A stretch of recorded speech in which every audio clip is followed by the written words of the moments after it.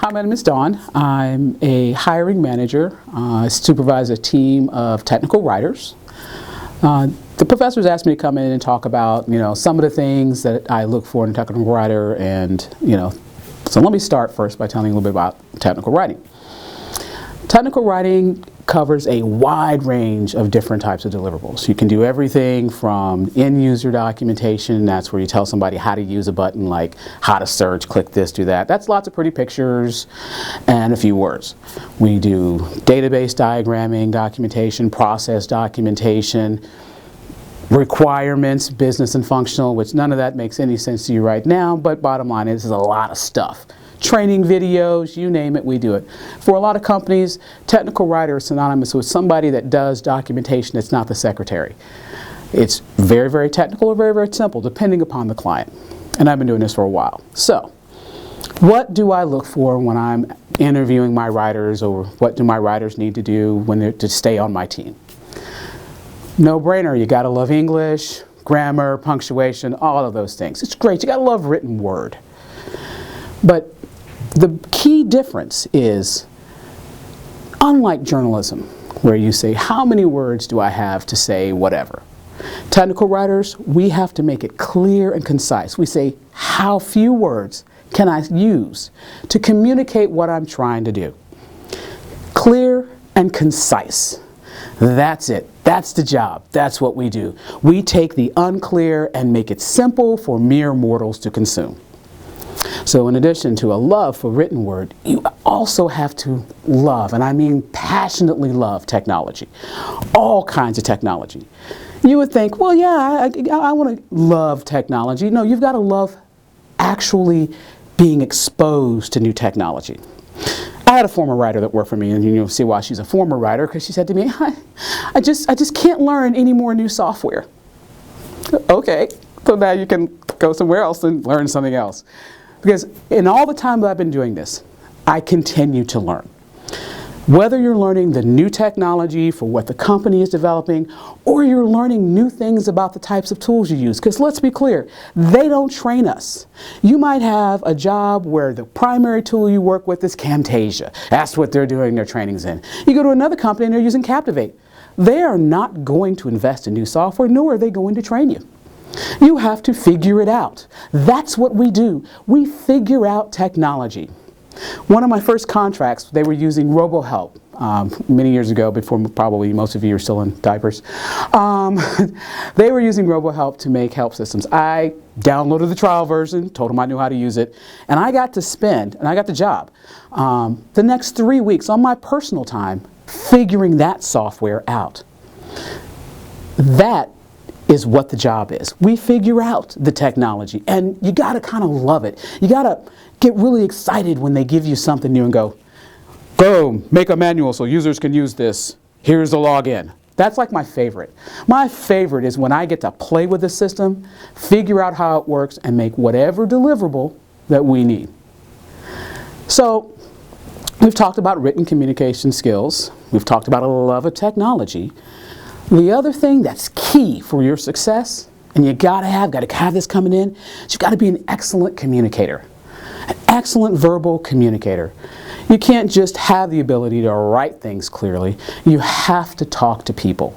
Because while getting the login to figure the technology out is great, if they're developing it, that means you don't have access to it yet, but you still might have to ferret out that documentation. You gotta figure out how you're going to do it, what's it got to do. So now we've got to interview subject matter experts. I take a deep breath and say this because the world is a big place. Most companies are global. So you could be talking to someone in another country, another part of the country, all speaking English in their vernacular. You have to be able to communicate with all kinds of people, to ask questions. This kind of goes with that verbal communication thing. The next most important thing, you got to be an interrogator. We don't passively interview our subject matter experts, sit back and wait for them to give us, all of the information so that we can go off and make magical documentation. No, that never happens. Never happens. Inevitably, you ask a question, the answer you get back is incomplete, confusing, makes no sense at all to a mere mortal person such as ourselves. Now this is a rub.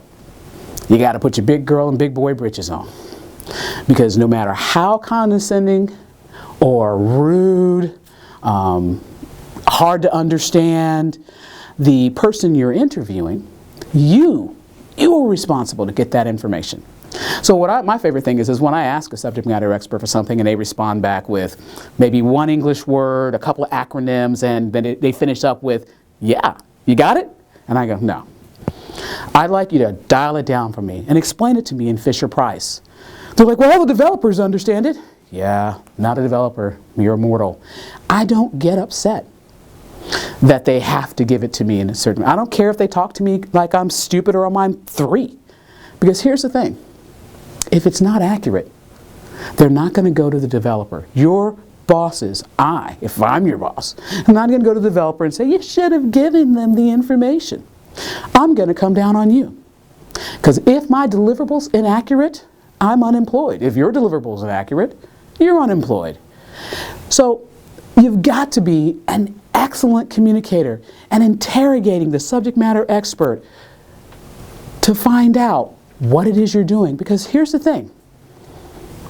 You're asking questions to find out the purpose of what it is you're doing. The purpose of your deliverable. Most people think, and it's a common mistake, the most important thing you need to know about your documentation or your deliverable, same word, just 2 different words, is who's the audience? Who's going to be looking at it? Who's a consumer of my product? That's one factor. But I want you to back it up a minute. You're asking them, what is the purpose? And I'll give you an example. Development manager comes to me and says, hey, Don, I need you to, my level 2 developers are spending too much time helping client services. I need to hire some junior developers to fix simple stuff. So these guys can go back to coding and making new stuff. I want them to do that because they make new stuff that keeps me employed, right? So now I know we're going to make a document. And I'm going to get the information from a level 2 developer. That's a really smart guy to give to a junior developer who's a less smart guy. So he can use it. So I have to say, okay, I see the purpose here. Does he need to copy stuff out of this documentation? Is he going to use it in hard copy? Why do y'all want to access it? Well, we'd like to make it a web-based page or something. So now I know the purpose. It is for this developer to be freed up so that the junior developer can start doing some stuff. And they want to access it online. So I know I'm not going to be delivering a PDF. I'm not going to be delivering a Word document. I'm going to make a web page. And because it's from one developer to the other developer, probably 90% of the stuff on that page is not going to make any sense to me. But it doesn't have to. It's got to make sense to a little junior developer here so he can do some nerdly things to make his world wonderful. See, I know my audience. I know the purpose by knowing the purpose.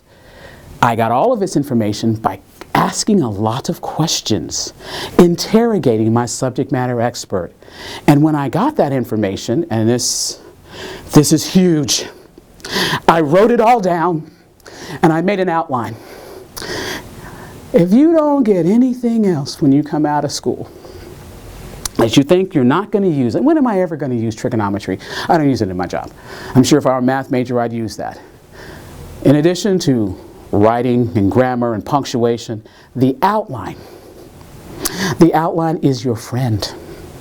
The outline is probably the single most important tool right after English and grammar that you'll use. You will use an outline to organize your information, to decide how you're going to set it up before you ever write a single word on that page for your final deliverable. You've got to have an outline. For something as simple as a Captivate training. And believe me, it sounds like, well, I don't really need an outline. I'm going to save you something. Every single writer I have hired and given their first assignment to, I stress to them that I am an outline stickler. I'm like the outline Nazi, police, whatever you want to call it. And I say, here's your job. Here's the assignment. And they bring it to me and I read the caption over their head. I don't really need an outline. I've got it in my head. I'll know what order things are supposed to be in. And they bring me that deliverable. And it looks like a drunken idiot wrote it. Because the overview is off, the structure is wrong, there's no transition, and all of these things. The first thing I say is, okay, you made some key fundamental mistakes. May I see your outline? And I get crickets every time, just chirps. Save yourself some heartache. Not all hiring managers let you get that first oopsie out of the way, particularly if you're a contractor. Contractors, we just cut them loose. This one's broke, send it back. So, take that outline. It's the organizational tool that will make you successful. Talked about a lot of things, and again, I love my job. I love what I do. I hire people that love what they do. Love of written communication, love of technology. You've got to love talking to people, all kinds of people. You've got to embrace and be comforted by the outline. And that's pretty much all I've got to say.